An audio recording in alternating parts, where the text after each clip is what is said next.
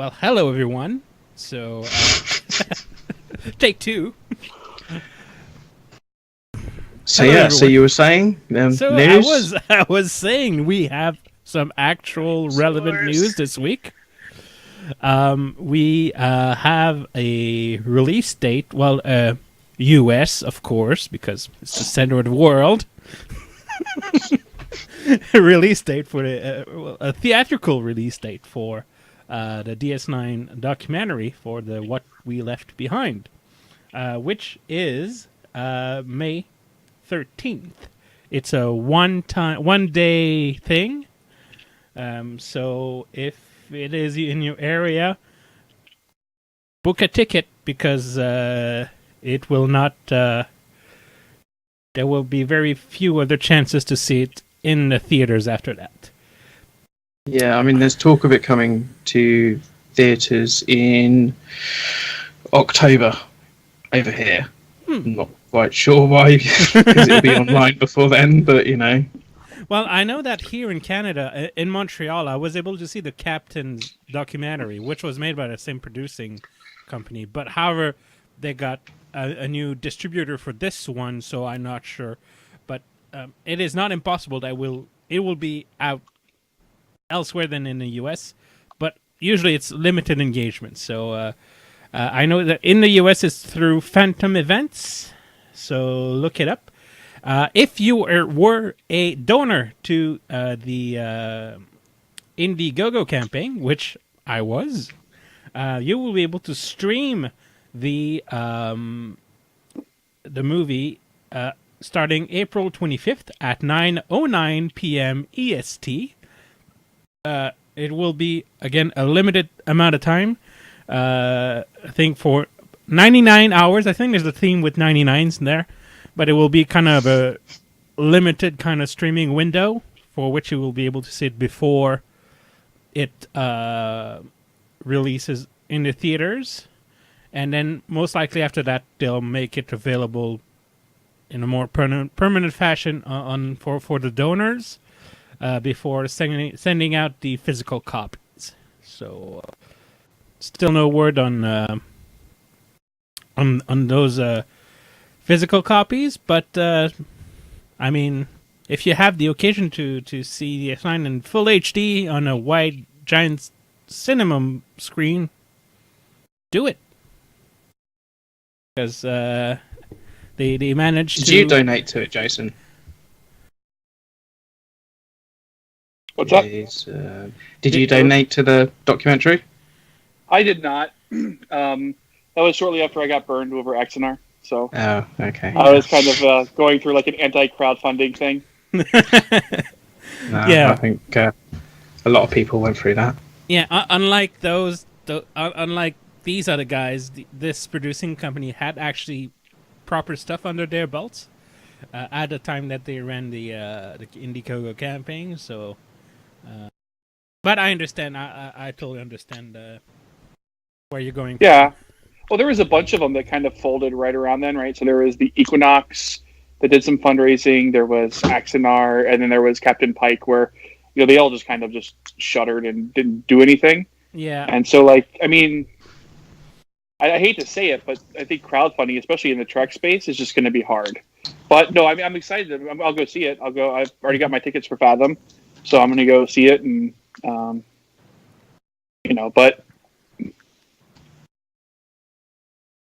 Yeah. That's all right. I mean, I myself, like in for games or for most anything, I will never pre-order stuff unless like there's some kind of, unless it's from a reputable source and B has like something really enticing, like I don't know, like for the Modifius RPG, I got like the book with a special cover that was nice. It's not a golden book or something, but it was enough for me to pre-order the stuff, but it fit in the criterias.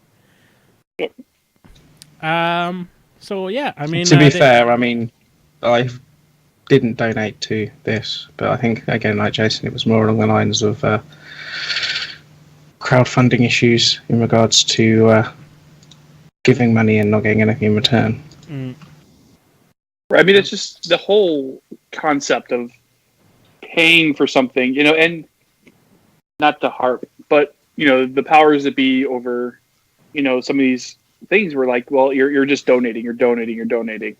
It seems like Ira Bear and the team behind this have, despite the delays, they've really kind of done a really good job communicating and raising the bar. But it's just hard, when you're on a when you're single income family, it's just donating money to something when you've been burned once is just difficult. But yeah. Well, yeah, I mean, it's completely understandable. I mean, especially considering it's. I'm trying to be tactful. It's never easy, I don't think, if you part with your money and then you get screwed over with something. And crowdfunding doesn't seem to have a lot of recourse. It seems to be you give your money and hope for the best, which I think is kind of wrong. Yeah. Yeah, I mean, it's like any venture, right? So it's like any kind of risky venture. You don't know if you're going to get, the reward. I mean, what's that game that's been going on forever? Star Citizen. I mean, it's the it's that same kind of concept. It's just, Yes, I'd Star rather- Citizen has a at least they kind of release stuff and you have an alpha working, but they have a real issue with pushing the goalpost. Yeah. Ever so far. And this project here, I think they did some goalpost moving Yeah. too, right? I mean the whole and HD. Yeah, and I think if I had been a donor, I probably would have been frustrated by this point, right? I mean, because the thing was made 2 years ago supposedly, or was supposed to come out, and it just kept getting pushed. And I know the reason for it, and I'm not saying the reason for it wasn't good. It's just if you were into this project for a couple $100, and and it just kept getting pushed, you'd probably start to have sore feelings. I'm glad that it's coming out. It looks like it's going to be great. I saw the trailer today, so I don't know if you guys saw that. Yeah. Yeah. I mean, it looks like it's going to be fantastic, and it'll look like I'm interested to see kind of Mark Alamo. He kind of freaked out in that trailer a little bit, about not getting. There seemed to respect. be a lot of emotional. I don't know if the emotional stuff was really faked or it was, or taken out of context. But Right. I hope it doesn't go all over dramatic. It definitely looks good. So I hope it looks like it's going to be worth the wait and worth the money. So. Well, personally, all I hope is it's not a rehash of stuff we already know. Well, I mean, the only rehash that they'll have on there is Avery Brooks. Yeah. They've used a lot of footage from previous interviews and stuff, and that's because he didn't want to take part this time because he said everything that he has to say has been said. So, although what's really interesting is that he kept really close with the project, even though he's not involved with it. He still communicated on a really frequent basis with the crew making the documentary. So that's a good sign. And I think he probably just like moved on to from that and from that time of his life. And I don't understand, like, I think we've all done this in our lives. It's like at one point you have to cut with the past and move to something new. And I totally respect that. But he's a college professor now, isn't he? Full-time professor. Music or acting? I'm not sure. I can't remember. I'm not even sure where it is, but the good thing about this documentary is there's no Shatner in it. Because oh my god, the captain's documentary was really cringy at times because of the Shatnerism and the constant "What about me, Shatner? I'm more important than you, and what have I brought to you?" Whatever. It's his ego was palpable in that documentary. Yeah, but so imagine Kirk interviewing Cisco, Janeway, Picard, and alternate universe Kirk, and Kelvin Kirk and Archer. Like, would it have gone any different? Like, sometimes I think when Shatner does stuff, he does it in character. no, I'm not sure that Captain Kirk has Shatner's ego. I don't know. But anyway, I don't know. But I mean, I'm pissing on Shatner, but he did a good job in Chaos on the Bridge. So He did a really good job was at Chaos on the because Bridge. it's really good. I mean, if you thought that the development for Discovery Season 1 was hell, look it up. I mean, I'm still waiting 10, 15 years to know what exactly happened in the last few years with Star Trek. But, I mean, the stories that came out of that documentary, oh my God. Like the Roddenberry's lawyer who put his hand in the scripts and all the original writers just saying "fuck you, fuck you, Roddenberry." Yeah, no, I think it was like an infamous thing, wasn't it? That there'd be like last minute rewordings and rewrites to the script, and it was all not to do with Gene, but it was his lawyer that would go and like rewrite things and then run it to the stage, and like people would be, that's pretty much actually, why season 3 was. Get Lost were sort of like taking over, because it was like season 1 and 2. It was like literally things which in the process of being shot, and last minute rewrites would go in, and he would claim it was Gene, and it wasn't. It was his lawyer. It was just. I mean, thing is, Gene would do that in the '60s. He would do last minute write-ups, but he was an actual writer, so he had the rights to do it. As a lawyer, Leonard Maislish would not have the right, and actually that got him in really big trouble with the Writers Guild Association, and so that's why season 3 is A, due to that, and B, also due to, unfortunately, the declining health of Gene Roddenberry, who barely got involved by season 3. So, well, they also let what's his name go, right? So the Maurice Harley, he was gone after season 2, and so they brought back Beverly. Mm-hmm. And so Gates McFadden, they brought her back, and we see Michael Piller really kind of taking over as the showrunner, and he did a good job. I don't think there's anything you could say about. I mean, I think it's just the right pieces fell in. What we didn't have with Discovery, though, is even with all the behind the scenes drama, is it's even though you could maybe argue that the right pieces weren't in place at the beginning. The stories that were told both seasons have been strong. Mm-hmm. You may not like them. People may not like them, right? It's like, I think I said this before. I don't like the Last Jedi because I just don't like where the story went. So it's possible for people not to like where the story went, but the acting was great. The visuals were phenomenal. The directing was good. If you don't like the narrative, then that's just on the viewer. Whereas with the first 2 seasons of Next Generation, there were some really bad stories. Oh, God. And cringy and stuff that did not age very well. And you can see, like, the old kind of creepy vibes of Uncle Roddenberry, kind of, lots of scantily-clad women, and, really, yeah. Code of Honor. That's all I got to say. Oh, God. But that's not even the worst one, is it? Because isn't the Code of Honor the one... That's the one that the director got fired for being racist. Because nothing in the script said anything about the aliens being, like, of African... Oh, right, yeah, okay. That one, I thought it was the one with the Klingons. Oh, no, yeah. That's an actual good episode.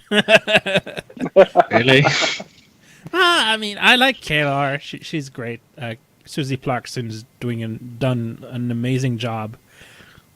And oh no, I mean the one where they oh yes, the one with Vince yeah, that one. I can't remember because season 1 of TNG I have hardly ever watched. the two Klingons, and I remember as a child. I mean, I just remember like the scene where they took the belt clip and like and made a gun out of it with the parts. Yeah, it was really awesome. As for a child, it was really like cool. I mean. Still looking for a prop maker to do all of those to be able to do this one day have a Klingon costume and be able to do the disruptor from the parts of the costume. Yeah, no, you probably need a 3D printer for that. It's not that. It's not. Thing is, having the 3D printer is fine. Having the talent of doing the 3D modeling is something do the else. rendering. Yeah. Yeah, I don't. Jason 3D prints, but I do. no idea even where to begin with something like that. Either way, anyway, that was pretty much the big news of the week. Oh, when you said to me, "I've got an amazing announcement," I thought you were going to be like, "Oh, okay," and it like really surprised me. And it's just, yeah, okay. Is there anything like? Thing is, I recently left Twitter because it was not a good environment for me. So I'm probably missing out on some news and snippets, but no, hashtag no regrets. Really. No, I mean, Twitter kind of is like the Mos Eisley in it of fandom, I think. Isn't that YouTube comments? YouTube comments and the Trekverse Facebook group. No comment. I'm name dropping, baby. I'm name dropping. Everybody loves, a bit of drama here and there. Oh yeah. I do love to troll. I have to admit. You absolutely do.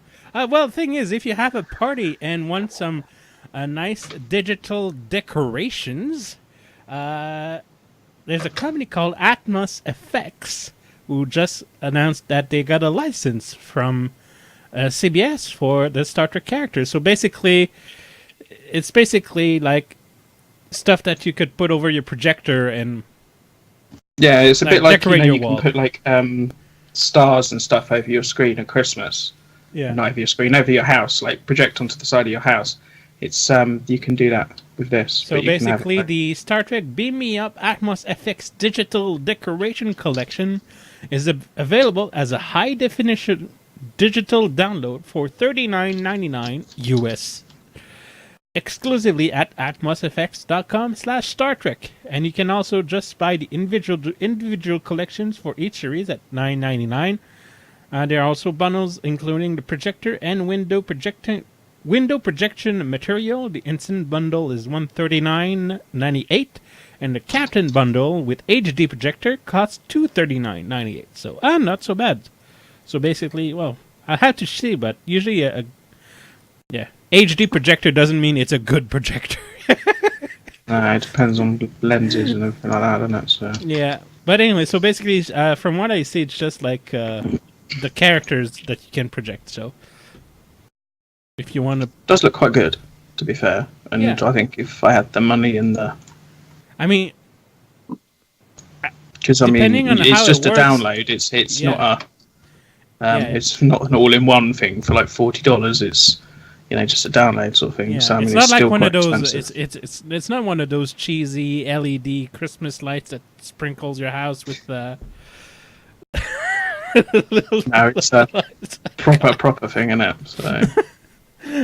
But basically, it's just basically characters, and I think you have kind of a transition.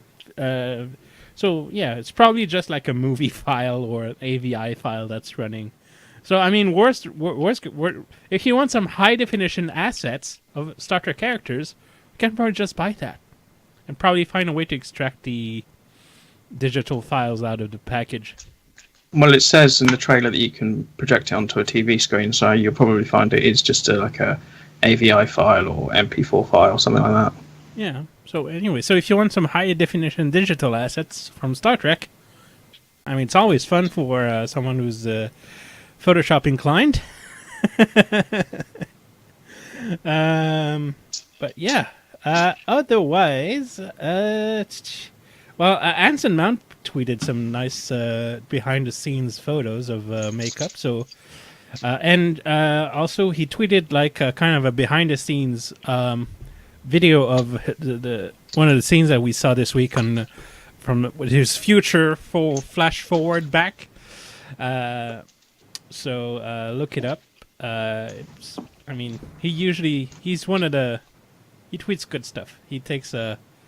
I think I have to look it up, but he posted a picture of the sole of his shoe, and you could see, like, they went even, like, there were details from beneath the, how do you say, God, sorry, my English is slipping away, the sole of the shoe, like, they were even, like, some highlights and big, like underneath the sole of the shoes. Like that's how far they went, just to cross cosplayers.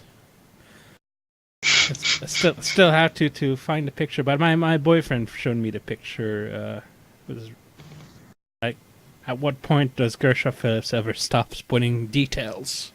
At least it's not tiny deltas, but it's kind of like the golden stripes under the sole. But still, it's Yeah, no, I mean she's amazing at the stuff that she does. She really is. Yeah. It's all But the thing about is, detail and. with the advent of 4K and HD, I mean, the costume designers and set designers have no choice but to step up their game because they have to, and also makeup people. I mean, it was an issue. Like when HD started up, people like doing the newscasts and stuff would not like seeing all the wrinkles on their faces. So, yeah. Well, and I mean, this it just makes it really relevant for Star Trek, right? So you go back and you watch the TNG and on high definition, and the Klingon makeup really doesn't look that good. It didn't transition well into high definition, and so you think if you're going to bring in someone like Glenn Hetrick and stuff to do this, you're going to do it right? You're going to really, really make sure that it's going to look spectacular, even though CBS All Access isn't 4K.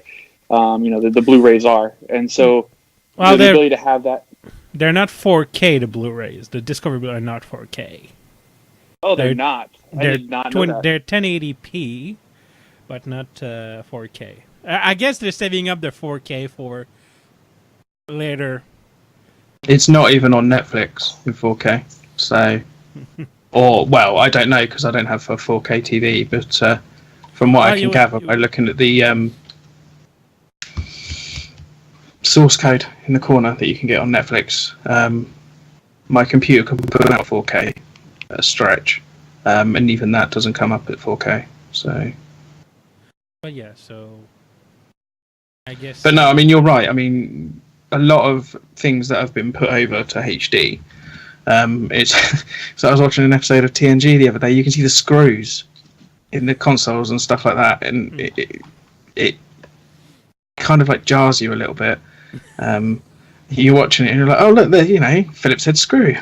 I mean, they're still using those. Yeah, at least my screwdriver will work in 400 years. Yeah, exactly. And some of the sets and stuff like that. I mean, it was a close up on Starship Mine, the one where Picard is on the starship on his own. He sat on the floor in engineering, and he uses the torch welder thing and into the socket on the wall, and obviously they do a close up of that, and from far away, the sets probably looked amazing and everything like that, but you could see all the imperfections, and you could see where it had obviously been kicked about and the scuff marks and stuff like it. Just if you're going to do it, you're right, you've got to do it right. The thing is, they couldn't really do that back. They really didn't have that in mind back. The only one that really had it in mind back then might have been Joe Straczynski when doing Babylon 5, because he did the show in a widescreen format and was one of the first TV shows to be done in this way. But even then, that wasn't HD. It was just like the screen ratio, not the actual resolution. Right, and you go back and you watch that on Amazon Prime now. That's cartoonish, some of the CGI. Even then there were issues with the Amazon. Actually, the DVDs are less problematic. I know there was a lot of issues with the Amazon transfers, whatever they chose to do, because apparently ripping off the DVDs is not good enough for them. It's always too simple, right? It's kind of funny actually, because there was people asking about how X, Y, and Z have been updated for HD and stuff like that. Will Babylon 5 ever be done, remastered for HD? And Warner Brothers don't want to touch it. They've told J. Michael Straczynski, I can never pronounce his surname, that pretty much he can't do anything with it. Yeah, just imagine creating a whole universe and being told by the corporate overlords, you can't touch it. It's not yours anymore. It kind of sucks. Isn't that the same thing Joss Whedon has with Firefly? Yeah, that too. But I think we should all let Firefly die by now. Let it rest. I've only ever seen the film Serenity. I've never been inclined to watch the TV series, and everyone, shouts how great it is and everything like that. But it was great for the time. But I think nostalgia is a big, thing. Is back then there was not anything like it before, and that I but understand. I didn't watch it. I didn't watch it back then. I didn't get into Firefly until probably 3 or 4 years ago. I was working from home a lot, and so in between my computer running Excel pivot tables and stuff, I'd watch stuff, and I caught it then. And I mean, I think it's fantastic storytelling. I mean, it's got the Joss Whedon touch. Yeah, the Josh Whedon touch. But I mean, it's really good storytelling. The characters are believable, and but I don't know. I'd like to see. You can't pick it up from now, right? Because everybody's moved on and things like that. So you're not gonna be able to pick it back up. And I don't want to see a reboot, but I do enjoy it. I'd like to go back every now and then and watch it. Yeah, no, I mean, that's one thing that he is good at, and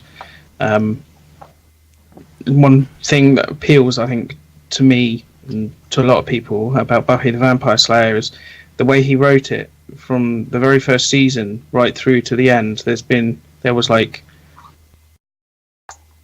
a foreshadowing of what was to come, and so I think that's probably why Serenity was as good as it was, because it wasn't just a long form storytelling, it wasn't episodic, it was kind of a mixture of the two. So I think it was kind of before its time, but never really and we see how that even translated into the MCU, I think, in a lot of ways. So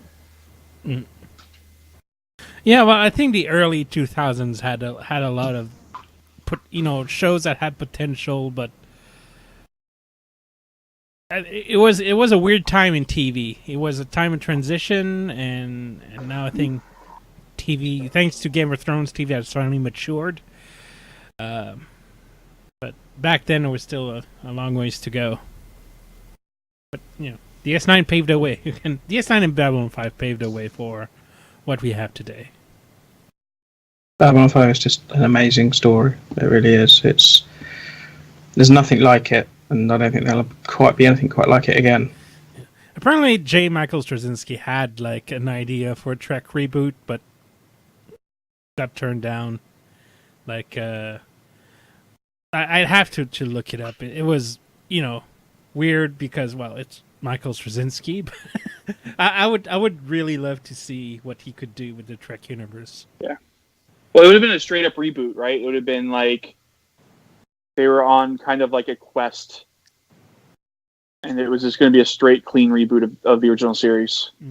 I think I'd have to go back and look at it, but yeah, it looked like it'd be really compelling. It's just, I mean, you reboot the universe with a new timeline, and people lose their stuff. So I mean, you change a tiny detail, or you change whatever, and not even anything that really matters. It's just it doesn't look the same, and it's the end of the world. But talking about Babylon 5, I mean, going back to the episode we've seen this week, don't you think that the Klingon, because the Klingon that we saw in last week's episode really made me think of a Minbari with the crown around his head. I had to do a double take, to be honest with you, when I first saw that. I was like, what?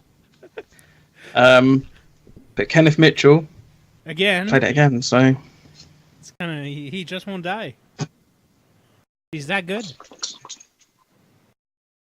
I thought it was Jason Alexander at first. From Seinfeld. Oh, right. With the really wide eyes. I was like, no, that's not him. And I realized it was Kenneth Mitchell. Would have been funny if it was. I mean, he was in Voyager. He played Kuros, the Think Tank, yeah. Because he's a huge Star Trek fan. Also, he also did a little documentary about Star Trek a few years ago. So, I mean, yeah, that was actually one of my favorite episodes of Voyager. Was the Think Tank. That's one where I think I'm not a huge Voyager fan, and so but I think that's the one where they really kind of told a really good story and stretched the premise of Voyager beyond what they'd done before. Yeah, but again, it's the thing is, you have a think tank, and all they could do is just get him out of that sector and not just offer to bring him back to the Alpha Quadrant. That's cheap, man. But yeah. So, anything else worth noting? Not newsworthy. No, I mean it's again very quiet. I think we will get something a little bit more solid when Discovery, wraps for its season 2. Yeah. In regards to the Patrick Stewart series, but I don't know. I mean, it's all very, very quiet at the moment. Too quiet. Yes. Let's see. Anything else interesting? So, no. I mean, God damn it. So, this week's episode, I think it was interesting. Definitely a 2A-B story part that barely touched each other.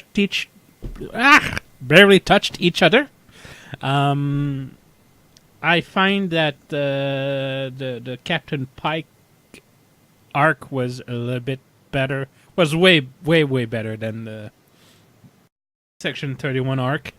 But it was also the shortest one, unfortunately. I find that the Boreth story could have been expanded upon. I would have loved to see some trials or something, but no, it's just like, you beam down to the planet, you meet Voke's son, and you pick up a crystal, see your future, and bye. It's like, what kind of a...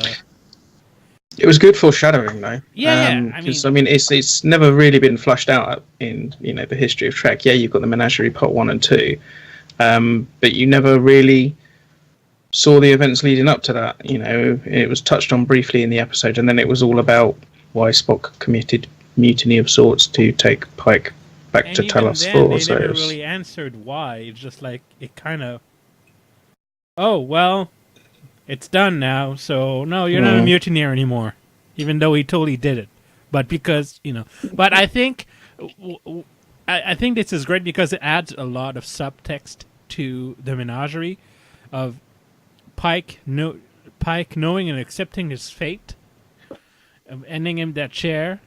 I think all we need now is for Spock to learn what will happen, and that will allow him even to plan whatever happened in the menagerie. Because I think,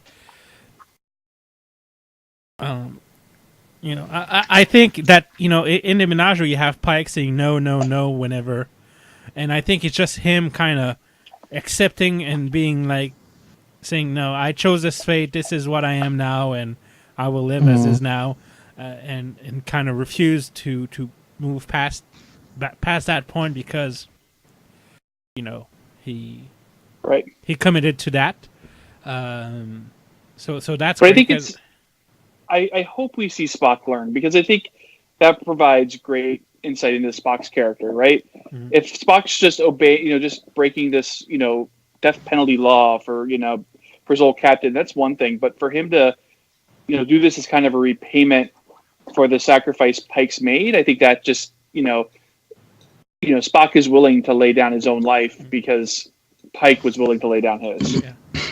Because I remember watching the Menagerie a few weeks ago when we saw before the episode with the Telosians, and I remember saying like, wow, there's a whole lot of plot holes, and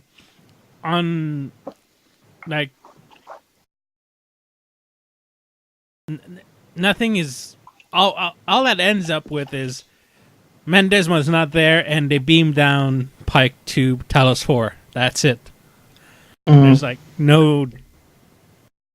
I don't know. Well, there never really was any, subtext to the episode. It was more of a, you kind of guess that he did it for his previous captain. There was never, well, why and that sort of thing. And I think that's one good thing that this is expanded on. You kind of get the.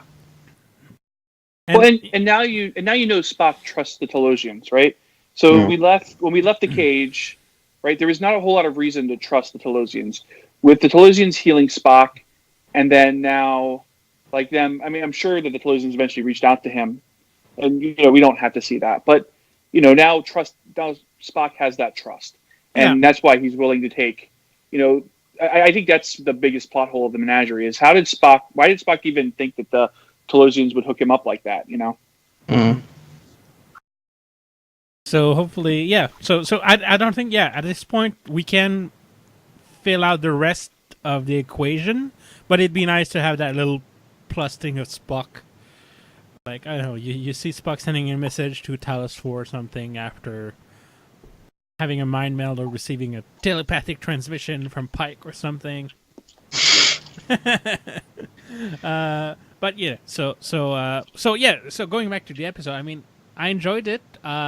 Thing is, the Section 31 thing really made me think of Stargate because of the replicators.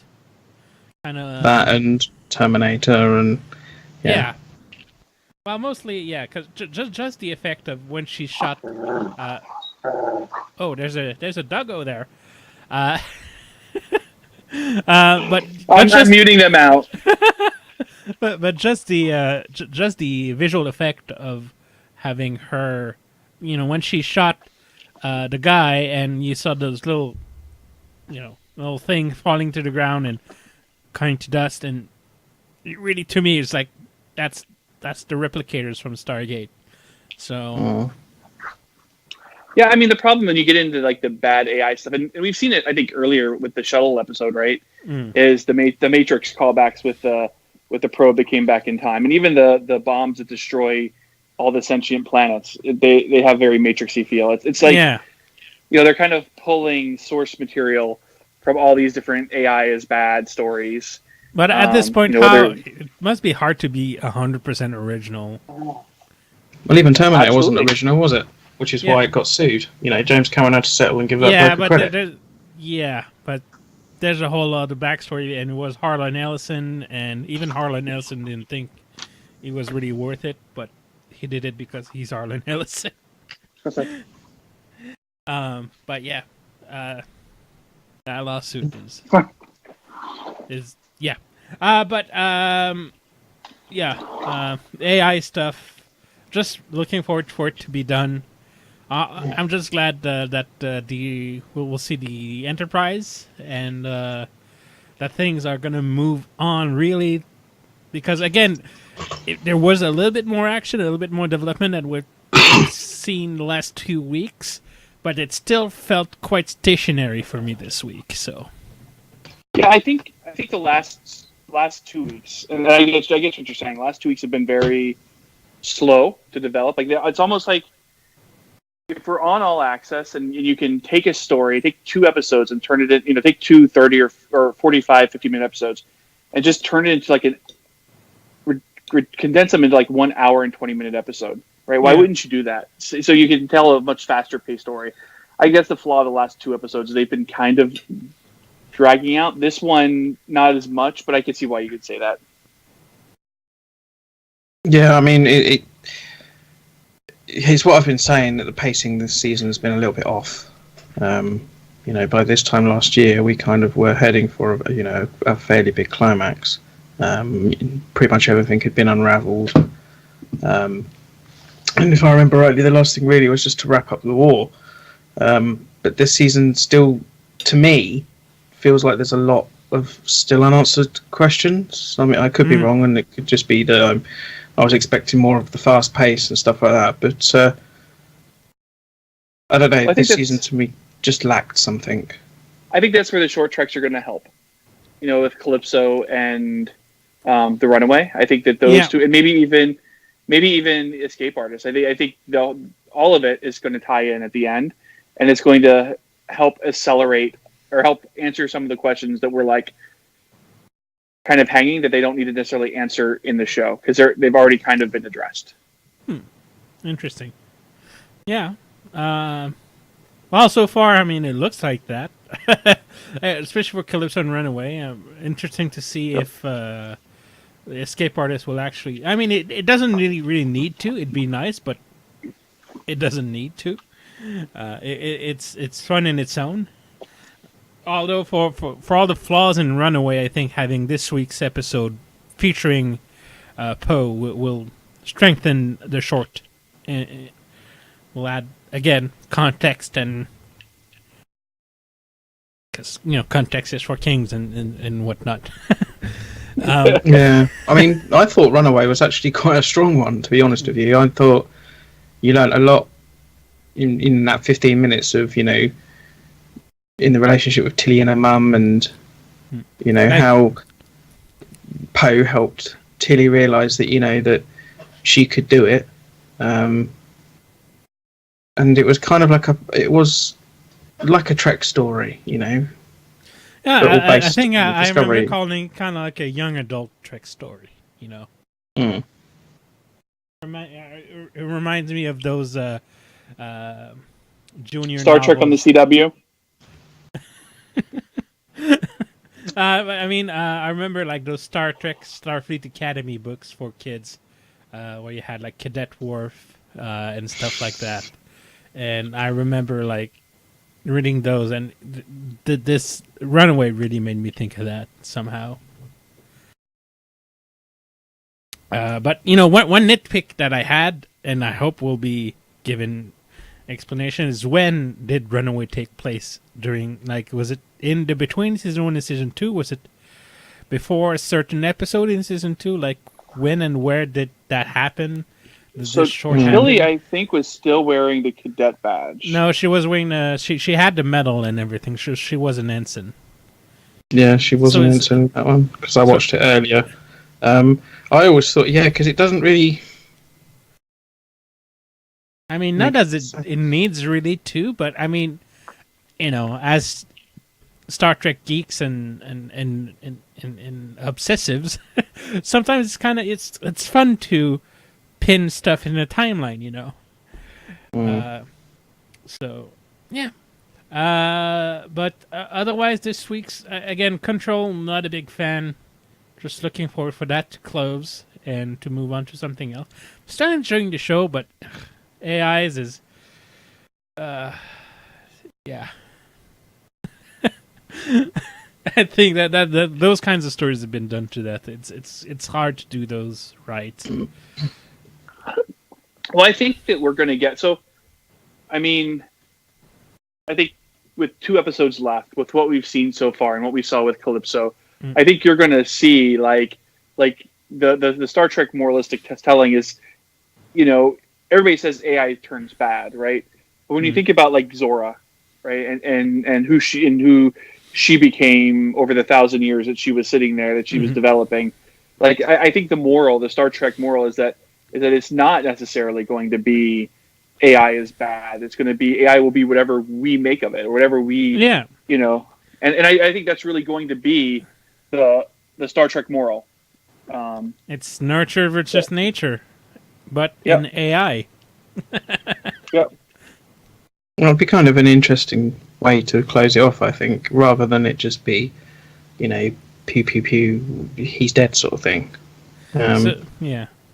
But thing is, because I mean, if they go through with a self-destruct, that would be the first time. Well, I mean, DS9 doesn't really count with the Defiant because it got destroyed, but it got the exact same set and ship. So that's kind of cheating. But like during the run of a show, like for a crew for a ship to be destroyed, or for the self-destruct to actually go through for real. No take backsies. No reset button. No reset well, button. Judging by the synopsis of this week, it says... I can find it now. When the USS Discovery's crucial mission does not go according to plan, Burnham realizes what must ultimately be done. So I'm wondering whether, they try to self-destruct, but it doesn't work, and then Burnham realizes that. And to quote from Spaceballs, even in the future, nothing works. Well, I mean, you have the sphere data. The sphere data is preventing itself from being deleted. You already see kind of the beginnings of an AI there. So it's very likely the sphere data is going to be like, yeah, no, I'm not going to let you blow me up. And I hope that you see Burnham and Discovery crew kind of say, no, this is sentience. This is a life, and so we can't just destroy it because it's going to make things easier for us to destroy it. At least I hope that's where they go with it. I mean, and then it'll become Zora, and who knows what's going to happen then? Yeah. I mean, maybe in season 3 we'll get a Discovery, and it'll have more of the TOS look. USS Discovery A. Oh, well, I don't know. I mean, what would you call the show if if the ship is destroyed, or if it's not destroyed, then they kind of like give you another one. I mean, they could technically just do a spin-off of their own show with the same set of characters, just rename their show. Yeah.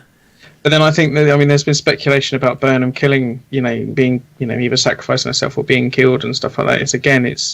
It's not bollocks impossible, but it'd be surprising. I mean, yeah. So far they haven't gone all Game of Thrones. Like the only one that really died is Jason Isaacs, and even then, I mean, we're still trying to find Prime Lorca.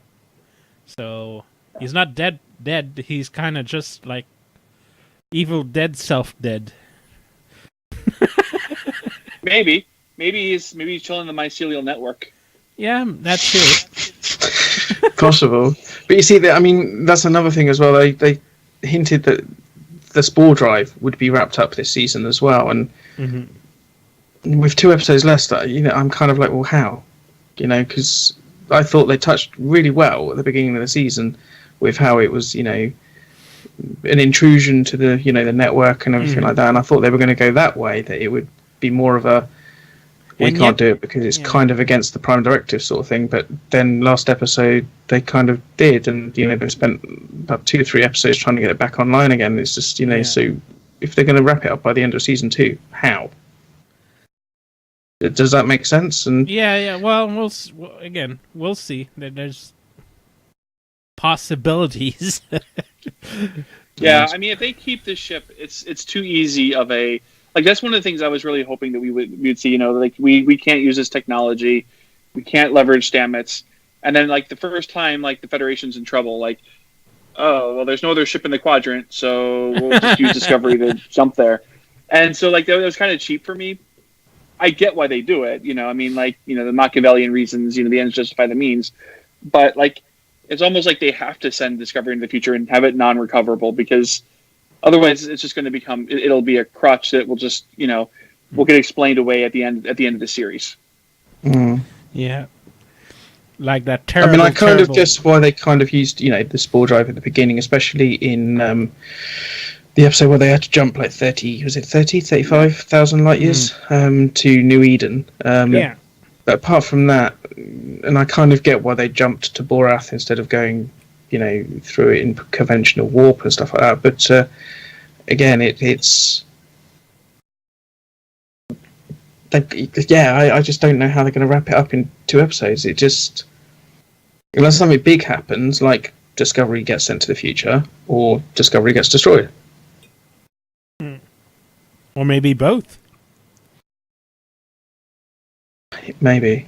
It splits in 2 while doing a jump, and timey-wimey something himey. Yeah, I think the time... There's a transporter double of the ship that gets sent to the future. I really do hope that they do try... do explain it away in a way that's plausible. and not Well, just we never we'll see. mention it again sort of thing.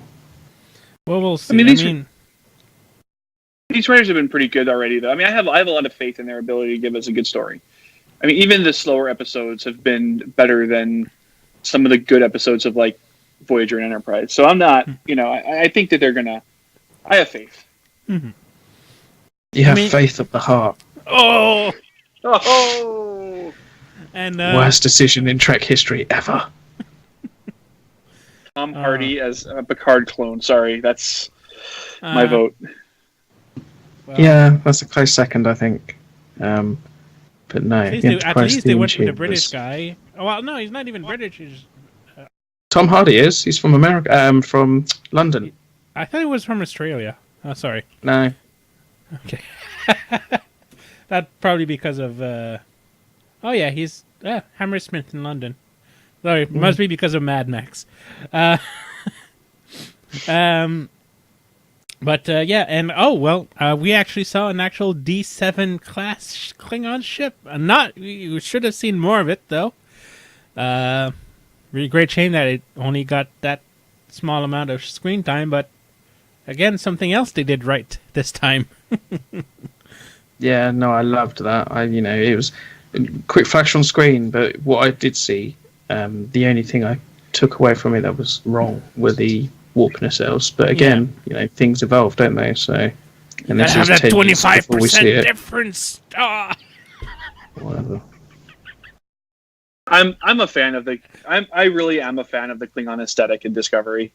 Mm-hmm. I like I think it adds such a depth to a whole race, and one of the most important races outside of humans in Star Trek that have always been very shallow.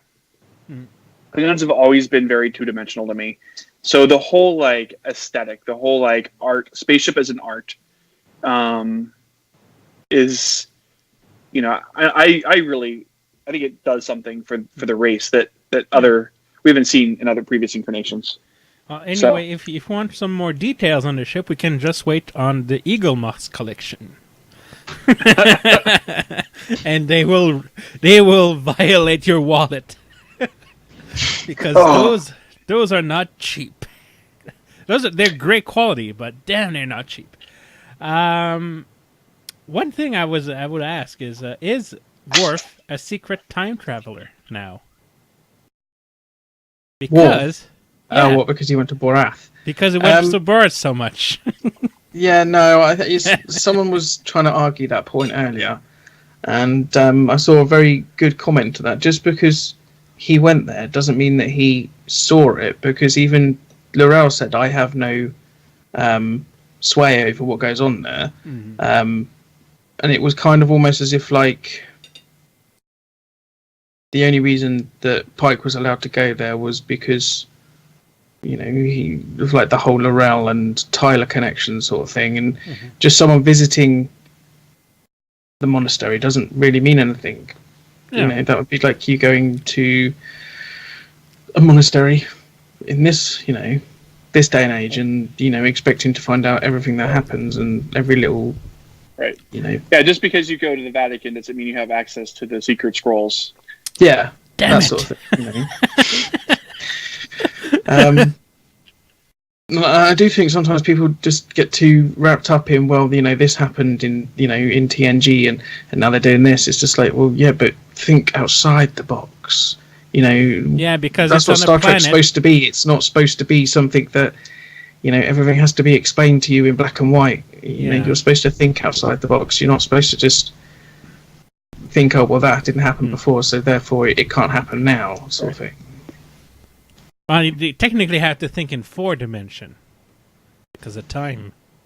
Yeah, I suppose. The only thing that I do find a little bit is time crystals. Why couldn't someone did say earlier in a post online, why didn't they call it something like chronoton crystal or something? Something a little bit more than. Are you missing the what do you call it? The Voyager technobabble. Yeah, the technobabble. We gotta Not so much. No, just So, I think this is the only thing in the entire 2-season run that we've had so far that I found a little bit, come on, you could have given it a better name than that. Well, I think because people don't feel like it's sciencey enough. So because Voyager and Next Gen used like sciencey word that meant nothing, it made them feel smart. But now that using like regular terms, it feels like it doesn't feel as smart, even though in TNG and Voyager it was still bullshit. It was just bullshit with longer words. Right. So yeah. And we did have time crystals last season, right? With mud. So we saw time crystals, and we had the time donut in the original series. Well, yeah. Well, I mean, yeah, and then they casually go back in time in Assignment Earth, and like, oh yeah, we're just doing a time survey, and then after that, they never mention it again. Did they really say that? Yeah. Yeah, they were doing a time survey. They did the breakaway method that they picked up in that one episode, and they go back and they run into Gary 7. And they mentioned like it was totally casual, like, oh yeah, we just went back in time for a survey to the Earth 1960s and stuff like that. You can tell I don't watch much of the original series, can't you? Because that, to me, just screams, well, why do people have such a problem with Discovery when there's crap like that in the original series?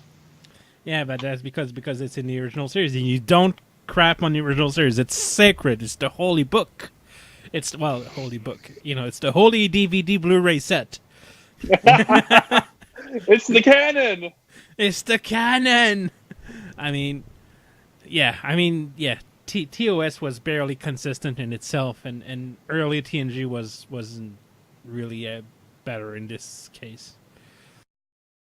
Well, that's, and even then they went to painstaking efforts to keep this shared universe so siloed so that they wouldn't overstep canon in later, continuity in later episodes, between Deep Space Nine and TNG and Voyager. Like when you watch something like the Arrowverse shows on the CW, like they have these big huge mashups that are event television. So you just as fondly as people remember the Berman era, there's so many missed opportunities from that era to just do some really cool things that they just didn't do. Well, that's because, I think, because DS9 was a syndicated show and Voyager was UPN. So I think, I don't know if that hindered them in doing mashups, but that probably didn't help for sure. Well, I don't even really think that sort of thing existed until the first recognized case I've ever seen of it was Buffy when it went over with Angel and vice versa. I've never seen that. There were tons of crossovers in TV back in this. You just look at the Happy Days universe, because that show span off so many other shows, and they had crossovers. And actually, you look up Tommy Westphal universe, and that's a compilation of all the crossovers that started from St. Elsewhere. That was a hospital show back in the 80s. And then because such a character from another show crossed over, then that means it's in the same universe, and then kind of create a huge giant web of crossover.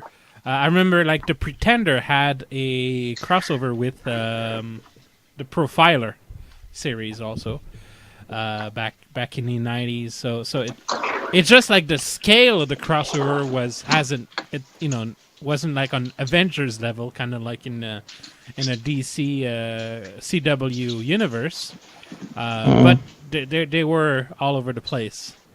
It just like not as. There were a couple crossovers, right? So the initial first episode of Deep Space Nine, we had Picard. The first episode of Voyager took place on Deep Space Nine, right? So they picked up Harry, Kim, and they all, that was their point of departure. I just think that, even in the Dominion War, to not have the Enterprise show up was, I don't know, just a missed opportunity. We got Counselor Troy in and Barclay in Voyager a couple episodes. And there's my favorite episode of Enterprise where we had Riker and Troy show up. No, that's just plain trolling. Oh, that's fine. No, I mean, I'll tell you, because there was a thread that I was talking about this on earlier. The whole reason why the Enterprise wasn't in DS9, that was a licensing thing. And it was more of a, no, you cannot use the hero ship from the films in a TV series. Yeah. That's so short-sighted. Like, it just is. Yeah. But no, I know. But it's, again, that was more of a, you don't own the rights to the model, and we're not going to let you use it in a... Was it really? Yeah. It was basically the people... Because even though it was all under one umbrella, it was still very much a very separate thing. The films were one thing and the TV was another. Oh, yeah. And that's the reason why we only ever got to see the Akira in DS9, that and the fact that they lost the model for the Norway. And it's why the people who were in charge of the films said, you cannot use the Sovereign because it's classed as a hero ship and we don't want any confusion between the TV and the film. And that kind of stuff would not happen today, I think. Maybe if they would, to a lesser extent. Like, but yeah, they... Right, I mean, if the Berman era of Trek was on TV now, you would definitely have crossovers. And you would definitely see, like because it would be the, it'd be event television, and it would promote your movies. Yeah, absolutely. Well, yeah, that and, I mean, even like, there is not a lot of crossover between movies and TV. The only big one I have in mind is Agents of S.H.I.E.L.D., and even there, it's like, usually just mentioning stuff that happened in the movies. So... yeah, you wait, though. The Walking Dead's having a film and TV series, isn't it? Yep. And there's going to be a third spin-off. Really? Yeah. Damn, that thing just anything about die. It, but it's just... It's undead television. It's a bit. It reminds me a lot, actually, of Law and Order SVU. It'll just keep going and going and going and going. Never forget the Dick Wolf universe. That thing is powerful. Dickverse, as I call it. The Dickverse, yeah. So yeah, I mean, takeaways from this episode really were, I think for me, the highlight. You got to get to see the incident with Pike, which led him into the chair. The downside, time crystals. Yeah. And Section 31 stuff, barely worth mentioning, unfortunately. So still, again, I mean, looking forward to next week's episode. Looking forward to, I think maybe once we see how this all ends, it will make the past episode a little bit more enjoyable. But for now, it's kind of like, feels tedious. I think it'll all make sense. If they're going to wrap it up in the way that they say, it's going to be unexpected and it's going to be in a way that we've never seen before. And I'm hoping.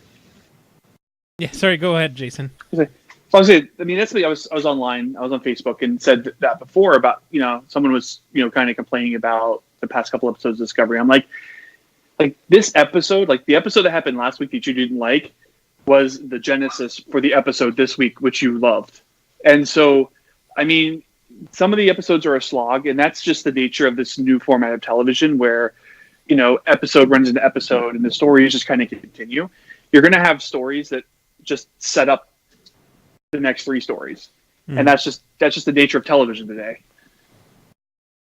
Yeah, I think that's right. Because, I mean, even when you've got, especially the whole, it kind of like filler episodes, I guess.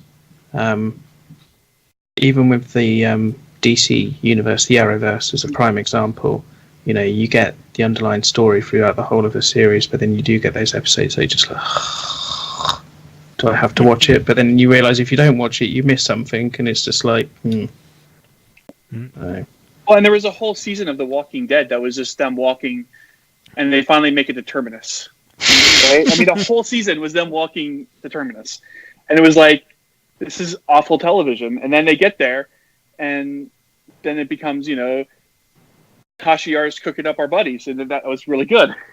That or the whole season they spent on the farm, that was kind of Oh, That was the one with yeah, I know what you mean. Yeah. So anyway, That's basically we get to it see a for me. bridge this week, I think. Hopefully, yeah. Looks like they kept the view screen from Discovery, but everything around probably changed. So I wonder. Well, it's a brand new set. It's not. Well, it's not a redress. It's a brand new set.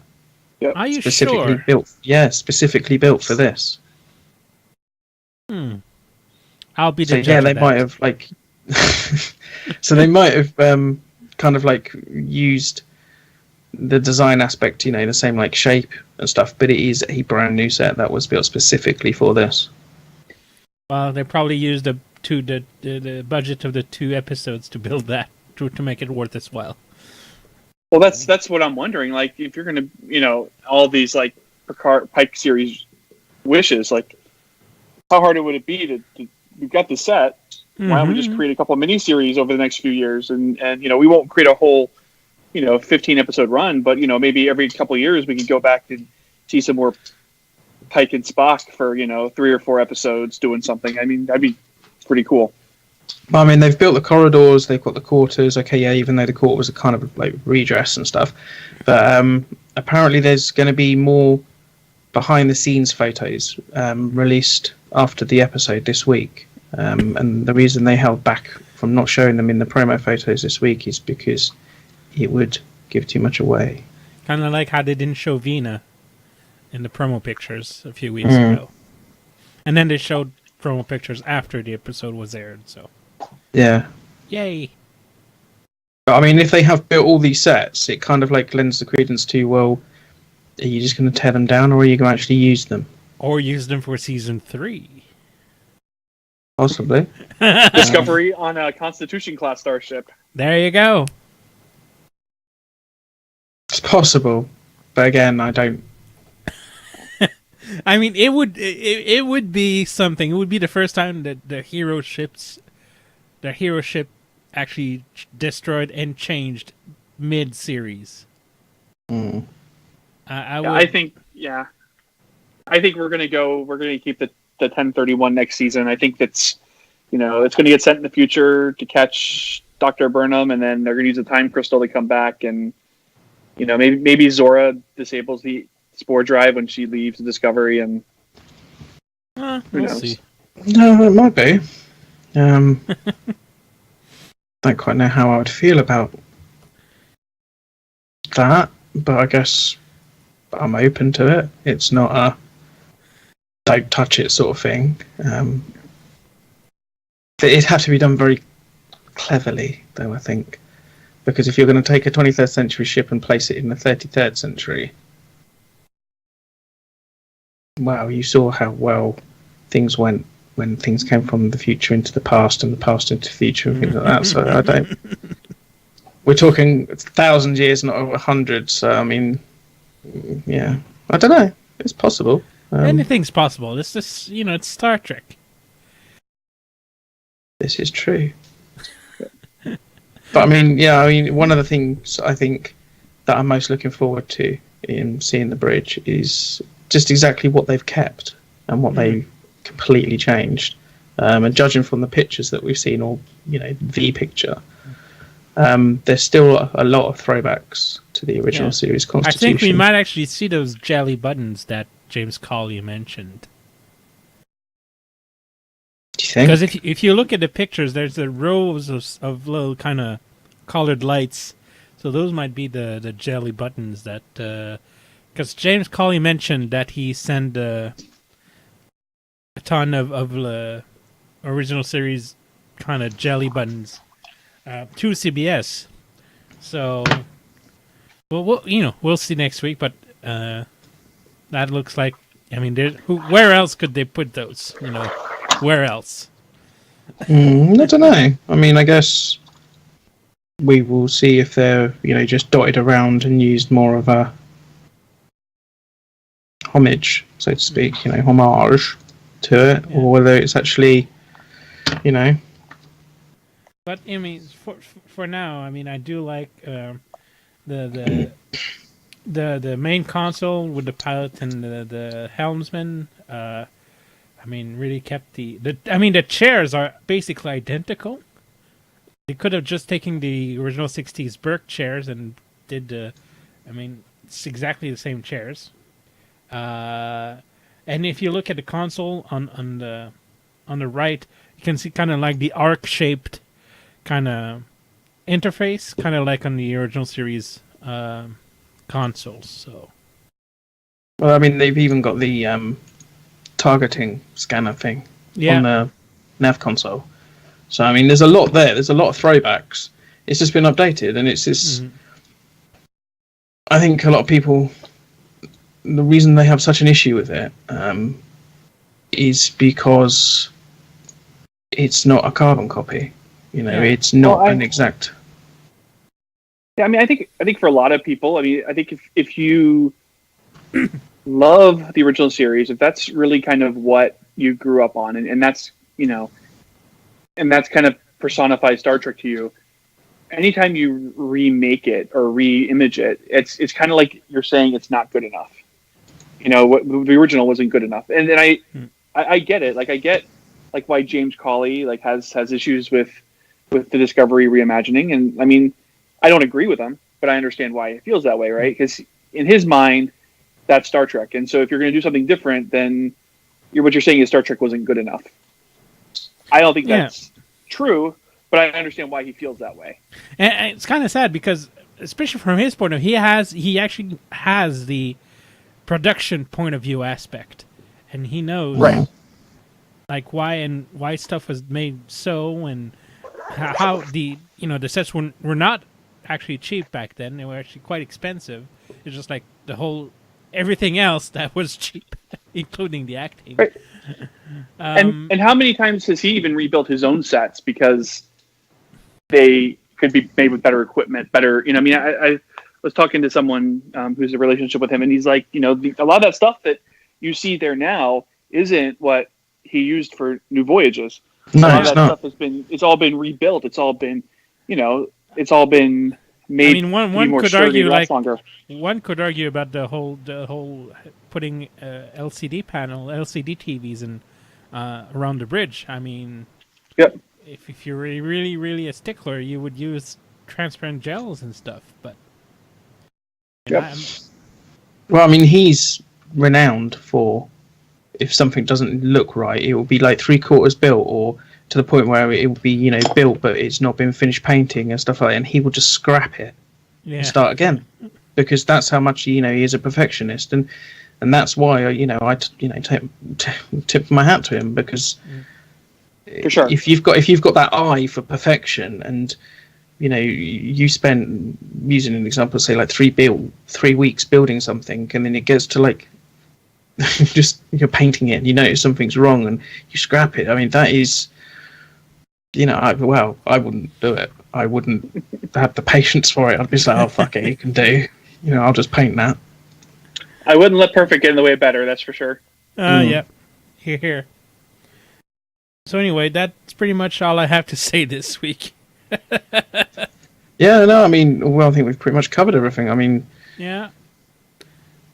I think one thing, I mean, when we're wrapping this up, aren't we? When it's kind of like we've done Series 2 of Discovery, and we're going to be bringing it back later in the year. But I think that's going to be the main hardest thing, is going for that period of time without anything. I mean, there's Game of Thrones coming out, and there's a few other shows, but of course not Star Trek. But there's still stuff to put under your teeth. Yeah, well, you guys don't get the Twilight Zone, which has been, the first 2 episodes were phenomenal. We do have it in Canada now. It's okay. On City TV, but everywhere else in the world you'll have to wait. I've seen the first 2 episodes, and they were really, really good. Really enjoyed them. I mean, I think honestly Jordan Peele is perfect for that, but looking forward to the more sci-fi elements, because so far they've been kind of grounded settings.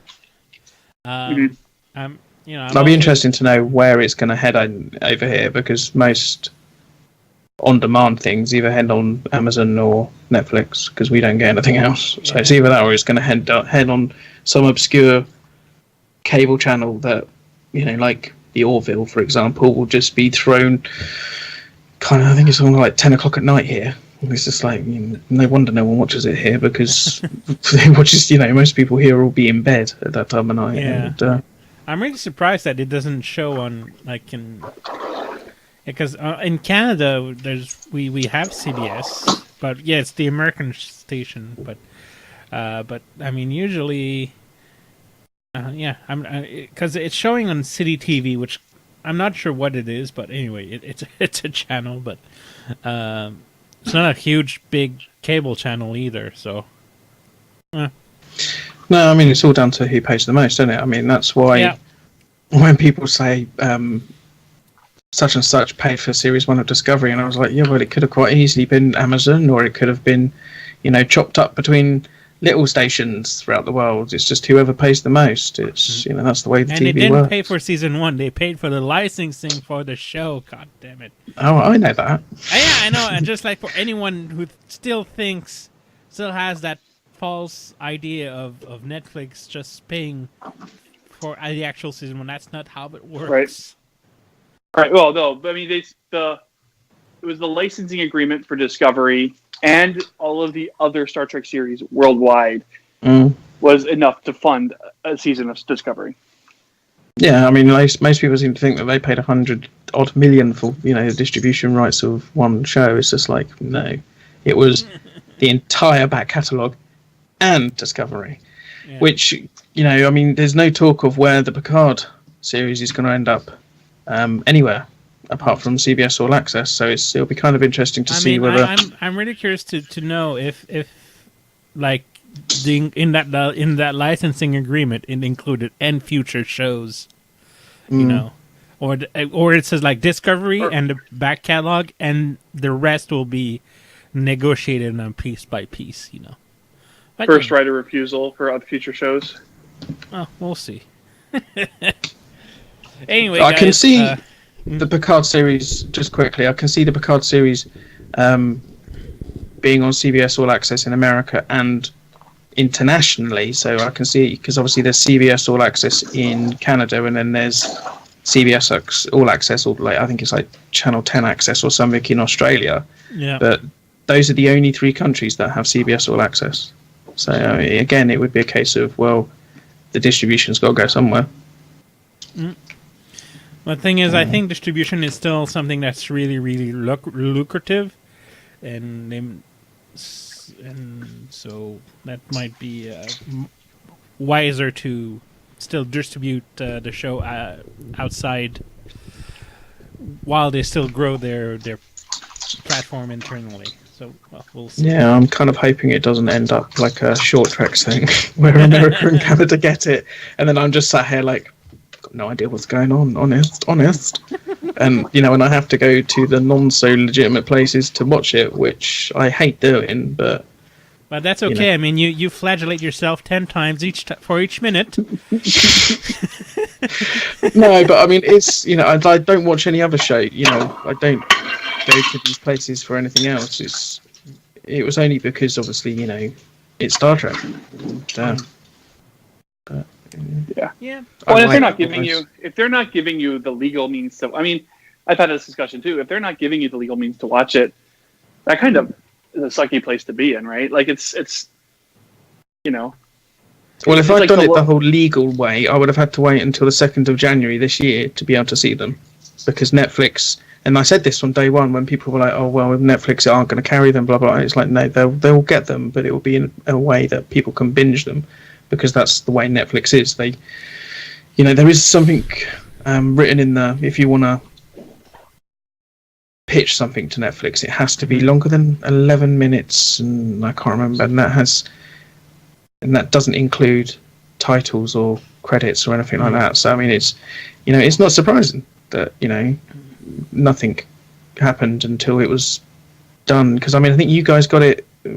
Escape Artist, wasn't it, like the end of December or something? Yeah, it was the last one. That was January. It was 2nd of January.